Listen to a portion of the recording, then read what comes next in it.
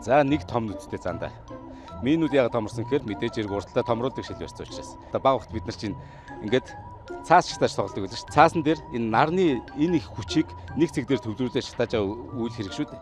Гэтэ томруулдаг шилээр биш байсан ч гэсэн бид нар цаас шатааж болно. Жишээ нь усны саваар ч юм уу, пивний одоо шарааргийн шилээр ч юм уу энэ цаасыг шатаах боломжтой. Гэхдээ энэ маш их аюултай зүйл юм.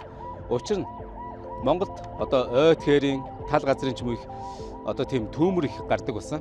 Тэгэхээр бид нар энэ түүмэр юунаас гараад байна гэхээр за мэдээж хэрэг аянга цахилгаанч юм байгалийн одоо үзэгдлээс гарч болно. Гэхдээ бидний нэг анзаарахгүй юм байна.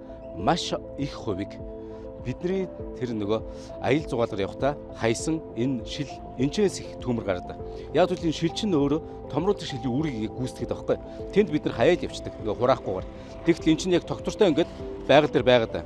Нар чинь өөрөө нэг цэлмэг өдөр их хурц нартай өдөр нөгөө чинь ингэж ойхдоо яг томруулдаг шилний үүрэг гүйцэтгээд тэнд байгаа орчныг шатааж эхэлнэ. Тэр нь цаашаага бүр аймаг дамжсан гал түүмэр болоод байгаа байхгүй. Тэгэхээр манайхан энэ эх орноо хайрлах маш энгийн нэг алхам байгаа шүү дээ. Одоо энэ өрн дулаан цаг болчихлоо. Бид нар зөндөө зугаалгаар явна. Тэгэхээр зугаалгаар явахдаа та бүхэн заавал энэ шил, лааз юу гэдэг энэ хог хаягдлаа заавал авч яваад тэр хогийн цэг дээр хаяарыг зөвлөе. Тэгэхгүй бол эх орн байна те. Одоо түүмэрт автахыг та хүсэхгүй байгаа шүү дээ. Яг энэ тулгымцсан үед олон улсын Start Network-ийн санхүүжилтэйгээр People in Need гэдэг олон улсын төрийн бас байгууллага болон дэлхийн зөв Монгол энэ байгууллагад хамтраад хамгийн их галгараад байгаа зүүн бүсийн аймагуудад ой хээрийн түүмрийн эрт тарах хэмжээ гэдэг төслийг хэрэгжүүлж байгаа юм байна л да.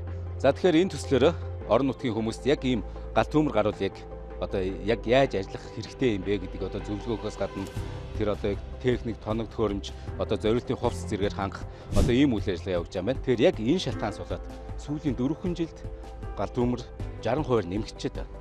Энэ бүр яг аль аймагуудад хамгийн их нэрвэгдэж байна гэхээр зүүн 3 аймаг буюу Дорнод, Сүхбаатар, Хинтээ аймагт энэ түүмэр маш их одоо хэмжээр дэгж байна л да. Тэгэхээр та бүхэн аял зугаалгахдаа гал түүмрээс сэргийлж одоо тэр ил хог хаягдлаа бити тэнд нь орхиороо аваад яваарай гэж зөвлөе.